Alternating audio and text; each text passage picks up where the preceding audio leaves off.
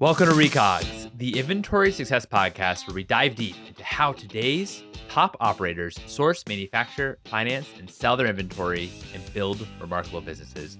I'm your host, Mike Gelb. I'm the community manager here at MFD. MFD is the inventory success platform dedicated to helping product companies expertly manufacture, finance, and distribute their products. If you want to learn more, check out manufactured.com. On today's episode, we actually traveled. I think it was our first travel episode. We traveled down to sunny San Diego and chatted with Kevin Espiritu. Kevin is the founder behind Epic Gardening.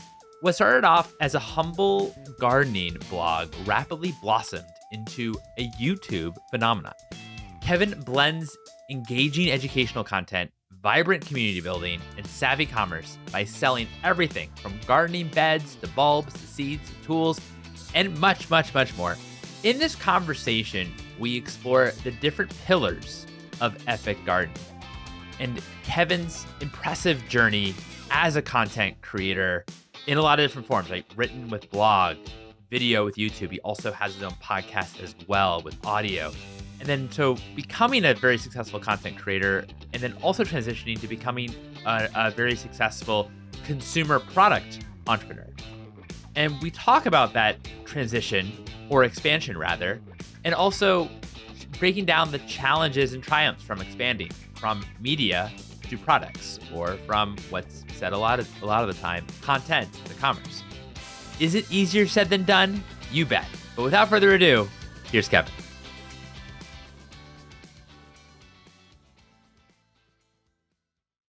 Kevin, thanks so much for having us. Thanks so much for being here. How are you? I'm doing well, man. How are you doing? Oh, doing great. Thank Nice. you. So talk to us first from the very, very beginning. What was the founding moment or the reason why you started Epic Gardening? Yeah, it wasn't a product-based business at all. At the start, it was a gardening blog.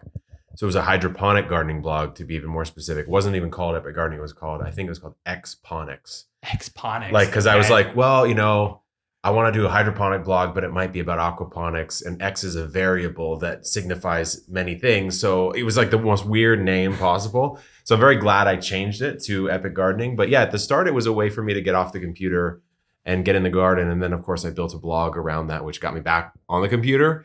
But yeah, I mean, it was really not I wouldn't call that like even the founding moment. It was just like a hobby project that slowly evolved.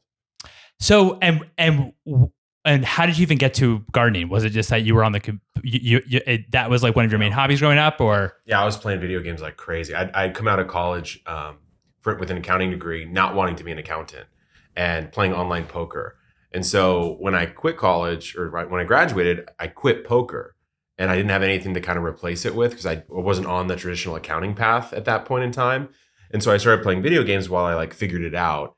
And I figured out that I was just playing a ton of video games. And so I was like, I need to get off the computer, went into the garden with my brother, had a lot of fun with it, and then started the blog because I was starting to design websites at the time. Okay. So I used the blog kind of as like my digital calling card for designing someone else's website. I'd like point to that and say like, look, I built this little blog. Like I can build something like that for you. And that was the way I was getting business and clients at the time. Oh, okay. So it wasn't really a thing at the start. It was just something I was messing around with.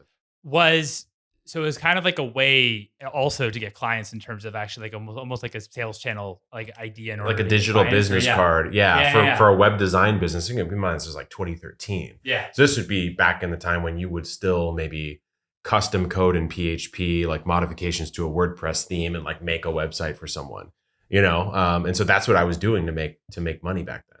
So why, so you have the blog. What caused you actually to start doing videos and actually transition to YouTube? Yeah, the logic now is so backwards, but back then what it was is I wanted more traffic to the blog. And so I was like, I'll make videos about the articles. And if people watch the videos, they'll click the link in the description and they'll go read the blog, which is silly because that was 2013. So YouTube had existed for 7 or 8 years at that point. It was very clearly a platform that like on its own right. You should spend time. But I was kind of like pilled by the SEO sort of world. And I was like, I'm gonna get more traffic and I'll get more, subscribers or whatever on the blog. And so it was that. I mean, if you go back and look at some of the first articles or the first videos, it's a screen recording of me reading the article, which just makes no sense as a video topic. But back then, there wasn't any content on YouTube in that same way. So those videos actually did really well. Not to say they're good, but they did well because nothing else was on the platform. Well, when did you shift then your video strategy to actually build videos for the actual platform itself? I mean, like in a more serious way, I would say 2019 or so. 2019. Oh wow, okay. Yeah, but I had thrown videos up here and there over those years, but I didn't go full time on Epic as a business I wanted to make actually work until the summer of 2016. So like 3 years after I started it as a hobby blog, I was like, you know what? It's making $500 a month. I was working at a publishing company at the time. It's like, you know what? I joined this company because it was growing fast. I wanted to learn why all my businesses like didn't grow that well. So I went and kind of humbled myself and worked somewhere else, watched, learned. And I was like, you know what? It's probably time to quit and figure out if I can do this myself. I have this little gardening blog. Let's see if I can grow it. I've been gardening the last 4 years. I still love the hobby, right? And there you go. And so then it was still blog focused for quite some time until about 2018, 2019, when I was like, you know what, YouTube is probably where I should spend my time. Was there like a moment, like a viral moment or a particular day that kind of sticks out? The most obvious one would be 2020. So like, I think it was March 12th or 11th, 2020, right? When the lockdown effect came in, the very first lockdown. And I was at 180K subs at that point in time. Wow. So what happened is I woke up, I think literally the next day to 200K. So over 10% growth of the whole channel in a day. And I didn't do anything. It's just the world shut down. And so everyone was like, what can I do at home? You know? And so I texted my editor and I was like, look, we're going Monday, Wednesday, Friday. We're going to be like a real YouTuber now. Like we're going to do a real schedule. And we did that for the rest of that whole year. So 9 months of 3 uploads a week. And then I think by the end of the year, very early 2021, we would have been at 1 million. So we over 5x the audience in a year, which is, you know, obviously it has to do with the pandemic, but like we were there, which was nice. Totally. So you then 5x'd it, the YouTube channel, and obviously that's kind of humming in terms of growth. When did it make sense then to actually start a product line? Yeah. Well, so what ended up happening was the blog was humming. I had a podcast at the time, light social media stuff growing. I was trying to grow everything, which I would say is not advisable, but for some reason I do have a mind for kind of the multiple. You want to be kind of on like every channel. And I had like a systems kind of mindset that made it work, but I wouldn't recommend like someone else starting to do it that way. Is it also that you enjoy doing each kind of format? Like I like to master each format. You also like to write in the blog. You also like to do video. You kind of actually. Well, I started writing. Like I wrote the first 500 articles on the blog, and we probably have like 3,000 now. So then when you write, you have to format your thinking, right? So like you can effectively write a video script if you can write an article. So then I started doing the video, but I didn't really even need to script because I'd written so much. I was like, okay, I know how to do it this way. And then the podcast, I don't know. I think I just like mastering the media formats. Mm-hmm. So anyways, 2020, no products. Oh no, excuse me. There was products in 2020. 2019 is when I first started doing products. So that predated COVID. Okay. And that was very lucky. So basically what happened in 2019 is the revenue split of the business was ads on the blog, ads on YouTube, and then any sort of affiliate commissions you might make. And back then a lot of it was Amazon. So Amazon would pay you 6 to 8% for any sale in the garden category, which is like at volume, like that's decent. Pretty good. It's great. Decent, right? And so like if you had a ton of traffic to your blog and you were selling, obviously Amazon's the most conversion optimized commerce website in the world. And so if I would push, call it 500K worth of sales, like gross sales to Amazon, I'm getting 6% of that. Like that's actually not that bad, right? For one guy running a blog. Yeah. But what ended up happening is I would see friends of mine in blogging who were maybe they were in carpentry or cooking or something, and their traffic would dive. And of course, their RPM, that's how much they're making. There's a function of the traffic, would drop. And then they would sometimes have to like let a writer go or whatever. And so I was like, you know what? If Amazon ever changes their commission tier, if my traffic ever drops, if a brand ever doesn't want to pay me for a brand spot, which I didn't do much of, but like it was still there, then I'm screwed. Like all my revenue actually is coming from someone else's decision. And so I was like, well, the brand's paying me for access to the audience for me to advertise their product. I should probably try to find something I can advertise to the audience myself, but I don't know how to make a product because that's not where I came from. Right. So what I did is I had it was like a metal raised bed that sat in my front yard that I'd gotten on sample from a distributor of another brand. And it kept showing up in comments like, what is that thing? What is that thing? And I like them. I think they're fantastic beds to grow plants in. And so I kept bugging the manufacturers like, hey, do you guys sell these in America? I got them from this one random place. Like, is there a chance I could maybe distribute them? Because I was like, why invent the product when I have one that people just don't even know how to get? It's right in front of me, So I bugged them for like, I almost say almost a year, 2018 and 2019. I bugged them for a long time. And then early 2019, they said, hey, you know what? Our distributor dropped out. Do you want to do it? And they talked me through distributor for all of the US, is that right? Or I mean, it was small, but yeah, it was the one person who bought like 2 20-foot, high cubes from them a year or something like that, and so I was like, okay, well, talk me through how it works. I don't even know how buying products works, And they're like, well, you're going to have to tell us how many units you want, what colors, like, this is the one we recommend. It's the best seller. I'm like, okay, well, how much does that cost? I'm like, okay, it's going to be $40,000 for 20-foot container of 550 beds. I think it was at the time. And I had like $80,000. So I was like half of the money that I had in general. And so I was like, okay. And I started pricing it out in my head. I didn't really do a lot of like calculations. I just kind of did like probabilistic calculations in my head. I was like, well, what was the worst case scenario is it's the thing everyone asks about all the time. So I'm probably not going to not sell them at all. Like, and if I have to discount them, I'll probably still make a little bit of profit. I will have learned something. But at least you like there's like a path like break even. I was like, I think literally my worst case scenario is I make like maybe $10,000 or something. Okay. Something like there's that. A path to like, or maybe nothing. Maybe nothing, and I tried it, Yeah. And so just to paint the picture of how novice I was in the e-com world at that time, what I thought I was going to do was get the container to the port of San Diego, which they don't receive containers. So that's mistake one. So I found out it was going to be the port of Long Beach. And then I was like, okay, well, how do you make the container come to me then? I was like, oh, okay, there's trucking companies that deal with that, Right. And then I thought what I would do is go to the local Costco because they have a self-storage like facility plugged into it, and rent a self-storage facility, unload the 20-foot from some truck that came into that. And then I was looking into like satellite internet or something so I could like print the labels from the storage container and then somehow ship them out, which makes like no sense, obviously. So I talked to some friends and they were like, well, have you heard of a 3PL? And I was like, what's that? Third party logistics. Oh, you just send the container to them and then they ship it out, right? They do all the logistics. So that's how noob I was at the time. I was like, and this was on the water and it had already pre-sold at the time that I was figuring this part of it out, which is, kind of novice. But anyways, we're a lot more sophisticated these days. But yeah, that's how it started. And so it was one container sold out, used that cash to buy the next container sold out on the water, use that cash to buy the third. I think that first year I did like 5 20-foots. Then I upgraded to the 40-foot high cubes to throw more product in there. And then that next year, I don't know how many I got, but it was, we did probably $500,000 or a little more of that in revenue in 2019. Half of it was just that product line.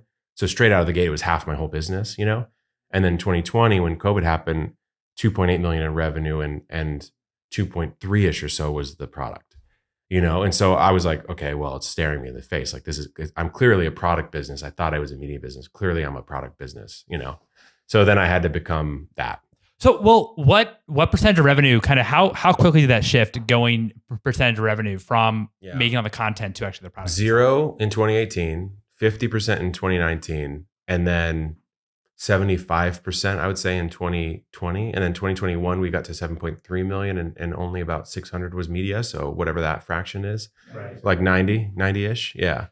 So very, very quickly. I mean, today, obviously it's even, I would say it's even more skewed, and we do a lot more in media revenue than we did back then.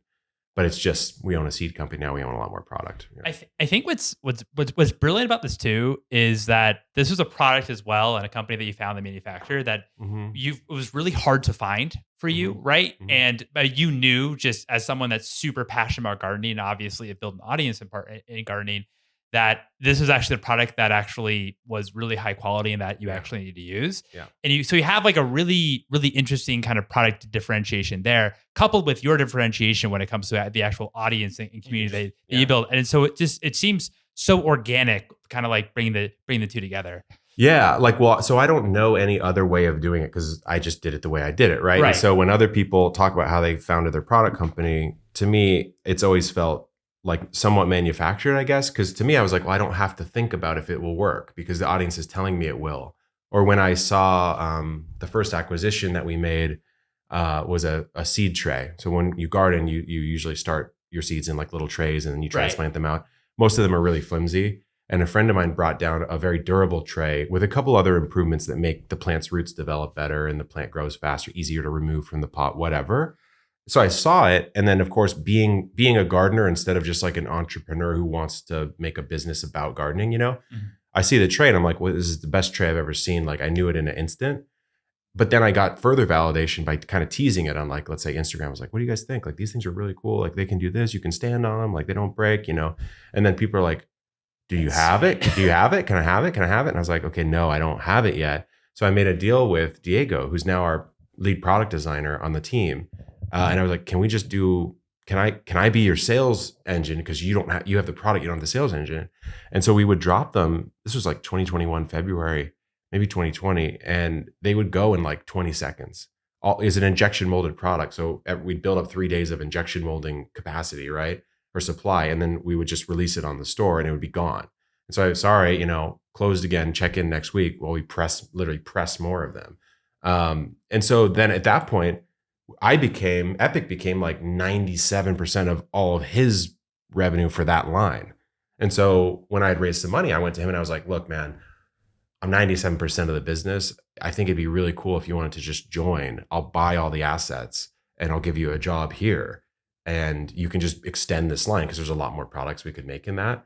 And that's what we've done. And that was like one example of kind of, again, like that's like not inventing the product, but not all the way not inventing it because there's like 15 SKUs in that line now. So you're like verticalizing your supply chain in that area. Yes. In that area. Yeah. Yeah. How do you think about that in terms of when it makes sense to actually kind of verticalize versus make sense to not? Like, for example, logistics, when does it make sense for you to have it you're doing it yourself versus actually having partners? Well, okay. So I've done it both ways. So take the raised bed business. Yeah. Those are a boxed product. So they're relatively easy to ship. You just put the label on and move it. Maybe you would calculate, if someone buys like 10, you're like, is it cheaper to ship it LTL? Maybe, you do something like that. Yeah. So I went through 3 evolutions with that. First was the 3PL. Just go straight to 3PL, ship it out. Don't have to worry about it. Then I started, and this is pre any fundraising. I was like, man, I'm paying these guys like 25 grand a month in 3PL fees and storage fees, And so I was like, okay, well, wouldn't it be smarter to build sort of like turn Epic into somewhat of like a holding company model where I have a real estate company that I buy a warehouse and then I rent the warehouse for myself. And then all that 25K roughly goes into like my own labor plus equity into the building. And so that I tried that, which worked. I mean, I owned 2 warehouses for a while and we were doing all of our own fulfillment for our raised beds. So wait, and just so I understand, the warehouses, that's like a separate entity, is that right? I created a separate entity. Okay. Yeah. So this was, if I had not raised, I would have kept going down this model and it would have been really good. Not that raising wasn't good, but like this is one of those things where like, I don't know, on Twitter, there used to be this whole holdco thing that people would talk about all the time where you create like a business that holds whatever. Yeah. But it's a common thing that some people will do is, so I had a real estate company that owned the warehouses that I leased from the Epic leased basically from that. From them. Because it splits the liability up and whatever. Mm-hmm. But the whole logic there was I was like, well, I can build some equity and I actually have more control over the way that the products are shipped in a world where I actually need to box new products up or I need to maybe put inserts in or whatever. I can do that a lot easier if I control the whole thing. What ended up happening though is after raising and a bigger acquisition of a seed company, all of a sudden we had a 35,000 square foot warehouse in Colorado. So it didn't make sense anymore to have that one. So now with a much more built out suite of products, like we have seeds, we have trays, we have bags, all sorts of different things. We do a hybrid model. So like our beds by and large are coming out of 3PL still because it's just very easy to deal with that way and they take up a lot of space. But like we own literally like a seed manufacturing facility. So we have to like receive bulk seed, do testing on it, pack it into packets, and then fulfill those packets to either wholesale or retail. You kind of have to own that yourself because no 3PL is specialized to do that. And that seed facility that you acquired, are you that's referring to Botanical interests. Botanical interests, that's right. Mm-hmm. How did that acquisition come about? Yeah. And why did it what's tough about seeds in terms of from like a supply chain perspective? Well, yeah. So seeds. So let's say you have, let's just say you have 100 seed line. We have a 750 seed line, but let's just say you wanted to do 100 seed line, right? Yeah. So, you're looking at like, call it half vegetables, half flowers or something like that. So already you've split your supply chain into like completely different worlds. Like flower growers generally are not growing vegetable seed. Flower seed's very different. There's like let's say you want 5 herbs like basil, thyme, rosemary, dill. Like you'd be lucky to find that from one grower. Sometimes you have to contract grow if you want like a specific poppy, let's say. You may not be able to find it at volume. So you may have to contract growers to grow it for you and help process it. And then you help clean and test it and stuff. Because think about it, what you're doing when you're selling seeds is you're sourcing or contract growing out like an actual plant to maturity, harvesting, processing the seed, and then like turning it into a product that actually germinates at like a good clip when you get it out of the packet. Right. And there's regulations on that too. Every species has a germination target. So let's say like, I'm making the number up. Let's say like Genovese basil. If you're under 93%, you can't sell it. So you have to know that it's above 93, right? And ideally you shoot for higher than that, but there's a lot that goes into it, which means that like building that from scratch when there's a beautiful brand called Botanical Interest that they wanted to sell, they had distribution in retail, which would be very difficult to build quickly, let alone the manufacturing or the processing of the seed. It's like you almost can't build it fast. You can't build it fast, and it already exists, and they want it to sell. Got it. That makes sense. Really dumb, rudimentary question, but seeds in terms of like lifeline when it comes to like do seeds have an expiration date in terms of when to sell? Yeah. So what happens is take the Genovese basil, right? So let's say the highest germination rate you could get a batch of that seed would be like 95% or something like that. It will have a decay curve, right? And so it depends on the seed. Like soybean is the decay curve is very quick. Like it'll go to 0 inside of a year, which means you can't hold a lot of soybean seed. You need to like turn it quickly, so you can't hold a ton of the inventory. But something like I don't know, I'm thinking maybe like a broccoli probably lasts pretty long, or like a bean probably lasts pretty long. Yeah. But basically, there's just a decay curve. So like let's say you buy a pack of our seed, it's 95. Next year on basil, you have some percent drop, and then that drop increases on a yearly basis until you get to a point where like it's dead seed. But it can take a while. Like if you store it really well, 3, 5, 7 years, if you like freeze it and keep it in the dark or something, it gets longer than that. Well, that makes sense. So in terms of like, do you ever have instances when it comes to, inventory relating to seeds that the seeds have expired or you kind of have like dead kind of inventory, or has that not been as much of an issue just because they could last for, 2, 3, 5 years? No, there is an issue with that. It's an annoying one. I don't know why the government regulations are this way, but if I was to take a big bag of basil seed again and pack it out for the year, so this year, 2025, it would go in our packets and it would say, packed for 2025 on it. The second, 1/1/2026 comes along, that seed has not, the true germination rate of that seed has not really decayed very much at all. However, I cannot sell it because it was packed for last year. And so what you have to do is, well, there's a lot of ways to try to solve it, but one would be you have to help your nurseries that you sell to buy the right amount so that there's nothing left at the end of the year. Obviously, they want that too. But you can also, sort of recoup all the seed, rip the packets open, put it back into bulk and bring it through the packing process again and repack it. Magically, you can sell it again if the thing says 2026. And the germination rate has barely decayed at all. And even if it has, you would have brought it through the process again to wean out bad seed. So it would go back up to 95 or whatever, So that's an annoying part of the industry that we all wish we could change because it leads to a lot of wasted product. Wow, that's fascinating. Yeah. So almost like repackaging. A lot of seed companies don't do it, and sometimes we do, sometimes we don't. It depends, but like it's very labor intensive, obviously, and so it's one of those stupid things where the regulation makes it more economical for the company to just destroy the seed than to repack it. And just to touch on as well on the Botanical Interest acquisition, you also mentioned how they had a lot of wholesale partners, for example. Mm-hmm. Has it also been helpful for Epic in terms of expanding your own products that you sell into those wholesale channels? I mean, that was one of the like pieces of logic on acquiring is we thought we could grow the wholesale seed business in general, maybe with new partnerships. That ended up being true. Like I think we're in about 750 Petco stores with like a plants for pet, like a seeds for pets sort of angle. That's awesome. Which like we feel like that's an angle that the previous founders wouldn't have done. So it's like new growth, you know? But in my mind, I was like, well, what you're really getting is the connection to all these nurseries. Cause these are all mostly independents, like 1 to 3 stores.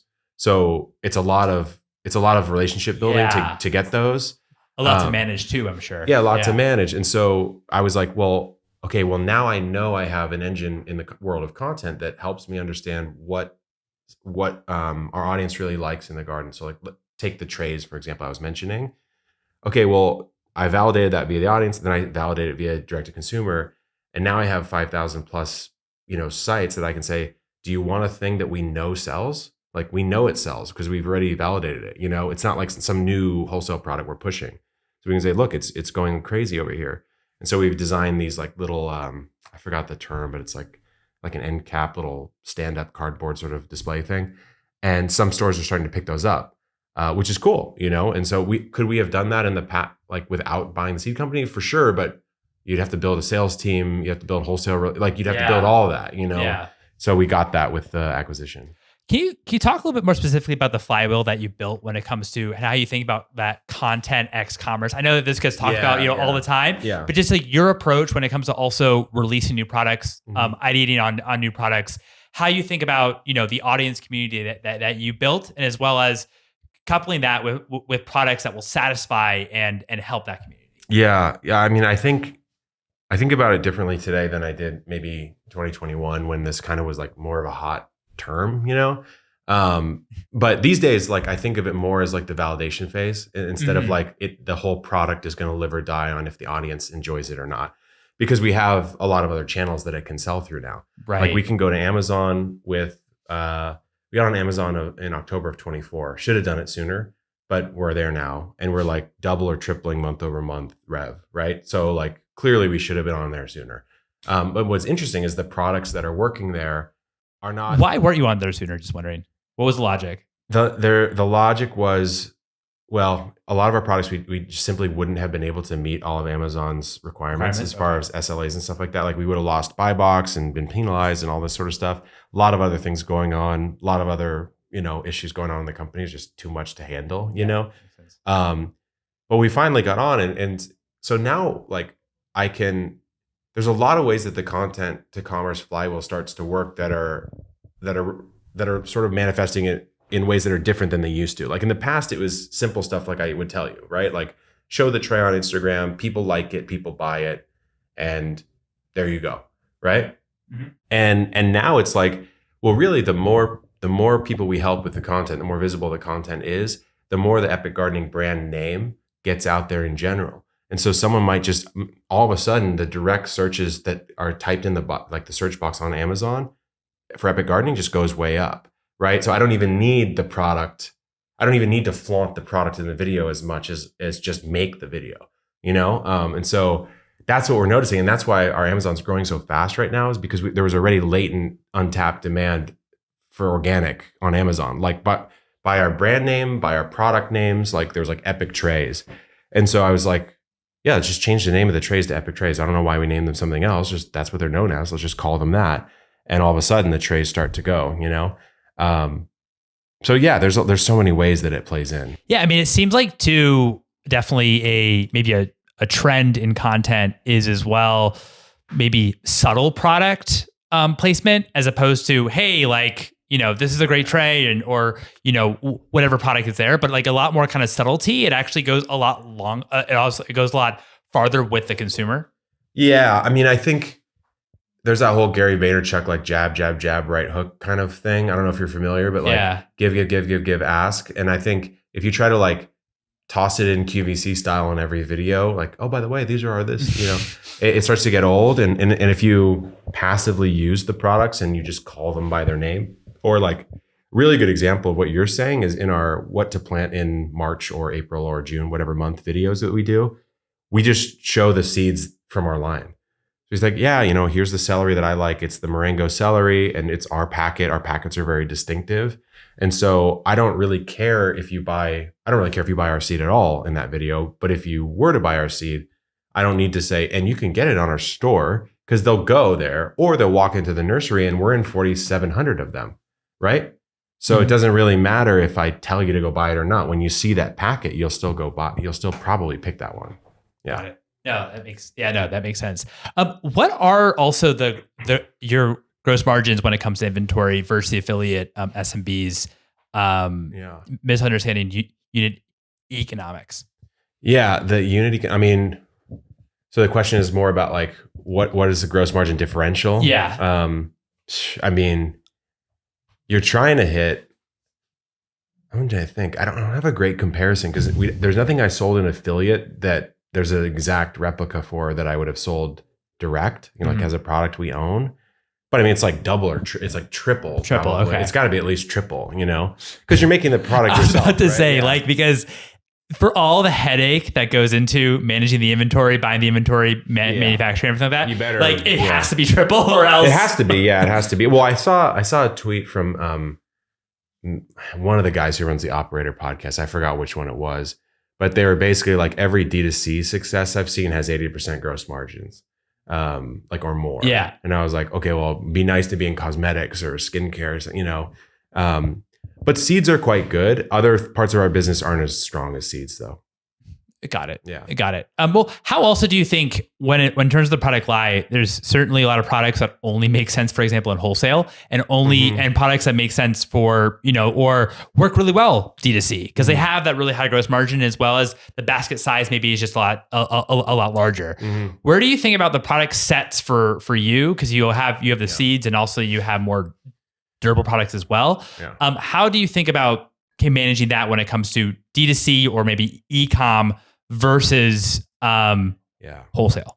Well, what's interesting is now there's almost three paths. It's D2C, marketplace, or wholesale. Because marketplace now, which would be like Amazon, right? Walmart, right? Yeah. So here's how this would express, just like say in seed. In seed online, we can have an infinite shelf, right? So there's varieties that would never sell well in wholesale. Like let's say across all 5,000 stores, there's a variety that might sell 1,000 packets total or 2,000 packets total, which is very small volume. Yeah. We can pack that up, no problem, if it has a good shelf life, and just list it online because we'll just sell it whenever it sells, right? Kind of the whole reason Amazon exists, like the infinite long tail. So you can list sort of rarer, more unique varieties online that would never go to wholesale. So you would never even offer it in like a wholesale, display assortment. And you probably would not offer them on Amazon because selling one pack on Amazon really does not work when Amazon takes their VIG out of it. Like it makes no more sense, right? Yeah. So that's an example of a product like sort of transformation that works on D2C only. If you go to like marketplace, you pretty much have to create curated bundles of seed. Otherwise, you're selling solo packs, and that doesn't really work. And so you'll do like tomato lovers bundle where you're selling 5 different tomatoes in one. So someone gets a sample pack, right? Whereas if you go to wholesale, you probably don't do the curated bundles because someone does want to walk up to the wall and pick all their different ones. But you need sell, like your real customer in that situation is actually the nursery. And so that you need to give the nursery something that is highly likely to sell through, stops the eye, like et cetera. So we have to give them, and like, let's say it's New York versus California. Well, the regional preferences and also like just the geography, you grow different plants in those areas different times a year. So you need to send them a different subset of your 750 assortment. So it's all the same product really, but it's the way it expresses is different. And that is like pretty difficult to figure out. How also do you think about product assortment and even launching new products? Like, when is it, because you have 750 seeds, you also have, the Epic line of everything. How do you think about, when it actually makes sense to launch a new product, and how much time do you give it if that product actually is successful in your mind versus not? Yeah, I would say we're okay here. I don't think we're like, showstoppers, because I think there's really logical ways to do it. Like, for example, the raised beds, like you would just think, okay, well, the raised beds are a smash hit. what is the next product someone needs if they have two of them, Right. you know? And so we designed some irrigation systems, which is really a difficult product to make user friendly. Even if you like kit it up and assemble some of it, just people don't really get water flow through pipes and stuff, you know, like they just don't really get it.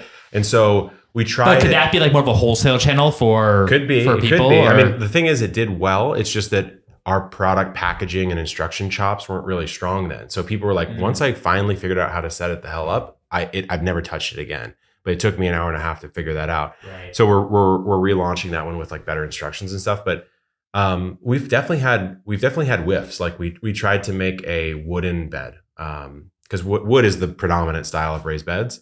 And we were like, okay, we're going to do it with cedar, which is one of the most rot resistant, great wood.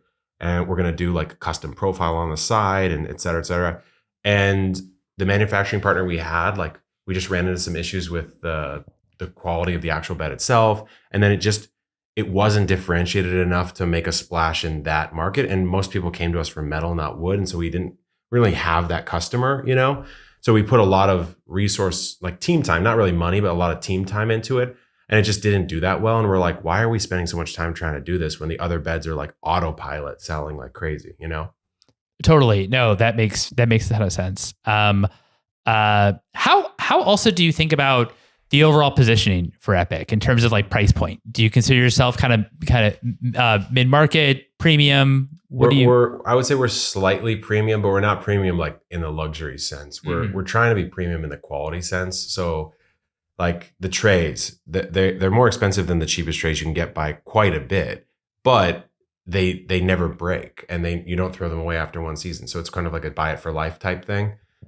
Similarly with like the trellises or the beds, like that's the thread, I guess, that goes through a lot of the Epic stuff is it's the commodity product, but made quite a bit better. And we hope that you pay the premium for that. That's cool. I remember hearing in another podcast that we were on that was awesome, by the way. And that you talk about another channel in your community where it's people that love to garden, but they might not actually do the gardening themselves. And so you actually, and that has become like a wholesale channel for you because it's kind of like the whole ecosystem when it comes to gardening, and actually people that are kind of full-time in terms of being gardeners or landscapers. Can you talk a little bit about how you're able to like reach those people too? So we have a program for like garden designers or installers. Okay. You know, so if someone, because that is cropping up now. That is super interesting. Yeah. It's in the wealthier areas of the country where Right. someone will want a backyard garden, but they're like Don't want to do the banker and a lawyer or something. And they Yeah. like, you know, so someone will come through and it's interesting is it create a whole like kind of a mini economy because now there's people that install those gardens as their business and they make like, you know, they gross like 100 or 200 grand a year and they're very happy living that life because it's like a side project or something, you know, and they can service like 10 households or something like that. And so for us, we're like, well, we're looking for, that's just like a pseudo wholesale account, right? Yeah. So if you say, hey, you know, Sally, you have this gardening install business and you do 20 gardens a year. If you want to offer our product line, we'll just give you our wholesale rate and you can market to retail if you want or not. It's up to you, I guess.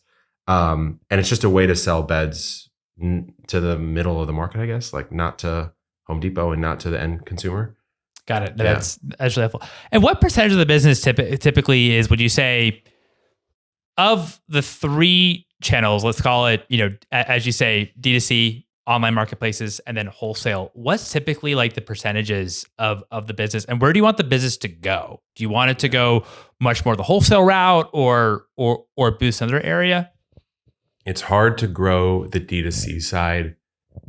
It's harder in general to grow the D2C side in gardening because of the categories that make up a large percentage of the like overall spend. Yeah. It's seeds is part of it, but it's like soils, fertilizers, live plants. So like vegetable flower starts and trees. Yeah. And so like only one of those four even makes sense to be able to sell D2C with good unit economics, which would be seeds. So everything else, like if we were to say launch an Epic line of vegetable starts, like live plants, shipping them online, you basically make zero money or negative most of the time. And we almost acquired two companies that did that with houseplants, and both of their unit economics were negative. So I was like, this doesn't make sense. Like, why would we buy? You're going bankrupt, and there's no path to make it not be that way. Yeah. You know, and so I think almost by default, the business has to grow more into wholesale channels. So we have to be like, let's say we were to do soils or something, like we would have to be a meaningful soil brand in the overall space of retail space, to make it work. Because you're not shipping that online. What category aren't you in that you want to be in? If I could be in soils and ferts in a meaningful way, that would be great. That'd be great. And we have some like clever ways we're trying to solve it. Like, let's say you were to go on our store, right? And you bought 4 of our beds and it's the 30-inch tall ones that are all 4x8. Well, we can just calculate the volume of soil that you need, right? So you could say, hey, it looks like you need 3 yards of soil. If you want, we can have them delivered directly to your door in super sacks in bulk from this supplier that's local to you. And we would probably just be able to take a commission on the sale. But the soil company is the one providing the real delivery value there. So they would make it. But that's like one way we could try to solve it. Or we could actually just make a new line and go to like a big box or a line of nurseries and say like, we feel this line rounds out your offering and we want to be the new kid on the block here, and try to make that work. And I imagine selling soil D2C really challenging. It's obviously super heavy. Yeah.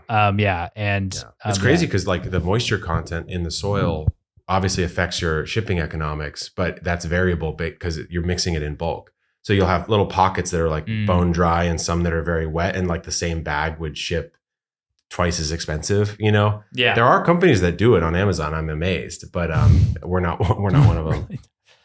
Fascinating to hear about the evolution of Epic Gardening, and Mike asked you some amazing questions already. I had 2 questions for you. Yeah. First is, when you started making media revenue and affiliate revenue, 100% of the revenue is essentially like 95% of it is gross profit. Yeah. Especially with a small, one person team. Yeah. Moving from, say 600 grand of affiliate and media revenue to say $7 million of inventory revenue. Like, what was the mental shift you had to go through at a financial level to grow that you're not making $7.3 million? Because I see online, we did $1 million in revenue. That's not profit. That's not net income. Not even close. Yeah. And so what's that mental shift as a creator when you're running a company that you have to go through to financially engineer your business to be comfortable with saying, okay, we're going to make 35% net margins. Yeah. And we're going to basically, instead of making 35% of 7 million, instead of making 95% of 600,000, we're going to make 35% of 7 million. It's like the same problem Amazon has with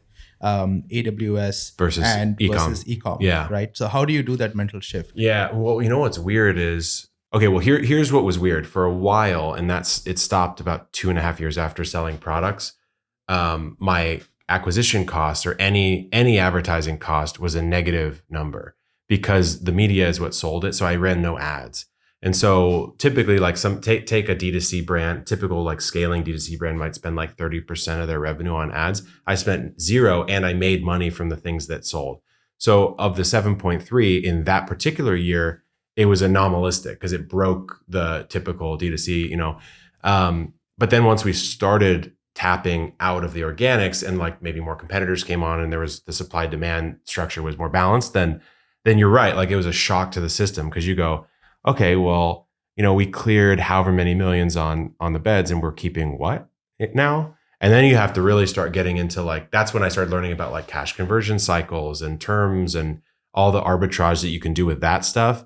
And I started getting amazed by like Apple has like a negative something 70-day cash conversion cycle basically. And I was like, so basically what I realized is in 2020, when I was doing the products, my cash conversion was 0, cycle was 0. Because I would order the product, sell it on pre-order because we were in pandemic times. So the revenue came in before and so I was kind of laughing at a lot of the D2C stuff at the time. I was like, why are these guys running ads? Like they're so dumb, like whatever. But that model doesn't scale past a certain figure. And so, it was a shock to the system. Fortunately, we had a bunch of great team members in place by the time that happened to help manage it better. It was, you start to get into the world that everyone talks about in direct to consumer where they're like, you're always starved for cash because you're paying it out like all the time, Did that have something to do with the raise? The raise? No. So, because I raised at the end of that year that we did 7.3, the raise came off the back of like, I was well past what I felt I knew how to do well. Like I was I was trying to go that year. I was trying to go for like 5 million or something. But then I was also coming down. There's a lot of operational stuff that was going to start to happen. Like I was hitting sales tax nexus in all these states, and I would have had to spend time doing that. Like warehouse safety regulations, like all that kind of stuff was getting to the point where I'd have to actually pay attention to it instead of like just go, oh, I'll figure it out. And competitors were starting to come in, and there's a lot of stuff I just didn't know. And I was like, these guys, I feel like they could help me figure out how to do all this. And also it was a good time to raise, like, maybe still the last best month was December of 21, so lucky timing. Yeah, so that's a great segue into operating challenges that creators face as they scale business. I mean, Mike talked a little bit about the creator commerce buzzwords. You talked about that. And I love understanding where that mindset shift you said talked about a shock to the system about generating cash flow and being able to lay out inventory versus doing inorganic growth. Like, tell us a little bit about the operating challenges that you felt were most important for you to overcome, both mentally and emotionally, to become a CEO operator. Dude, it's really challenging. Like, I think I had not done much in the way of hiring, like at all. I had the year we did the 7.3, it was me, a video editor, a writer, a garden help and / warehouse help, and then a personal assistant. That was it. All on contract, And so I was very high and mighty. I think too much. So I was like, oh, like I could do this with 4 people. Like, who cares, And then as we scaled up, especially after the raise and we had some acquisitions and you fold in certain things, I was like, oh, like we need an actual leadership team, and there needs to be people. I'd never worked in a company bigger than 5 people maybe, or 7 people. So I had no sense of corporate structures or like managerial styles or anything like that. And I think the mistakes that I made is I didn't get someone who knew all that earlier. But then maybe it isn't a mistake, because I like the operational side more than I would say the average creator or media founder would. So maybe the pain of going through it in a way was like masochistic enjoyment, but that's cool. Yeah. And so like, I don't know. I mean, I think getting help on certain things sooner, and then like ruthlessly protecting like your hiring skill set is something I should have done a lot better. How then, if you also, I mean, I know that you're obviously very, very involved in the operations. How do you think about time spent when it comes to content creation versus like managing the actual operations? The truthful answer is I think if I really dedicated my time to it, I'd become world-class true operator, like if I really wanted to. But I already am arguably quite strong on media, and that's actually, I think, harder to do. Mm-hmm. And so if I was being like ruthless about my time, I probably should just spend more time on the media side / the product dev from the gardener's perspective time. Those are the 2 places I'm probably needed the absolute most. So if I like, we did hire a president who's awesome, and he helps run a ton of the operations now. And that was my admission that like, it's probably better for me to not do a lot of that. When you're, just because you came from content and know that you love the operations side, what was that kind of hiring process, since you were, figuring out operations yourself? Yeah. But how did you know, for example, you actually hired like a true operator?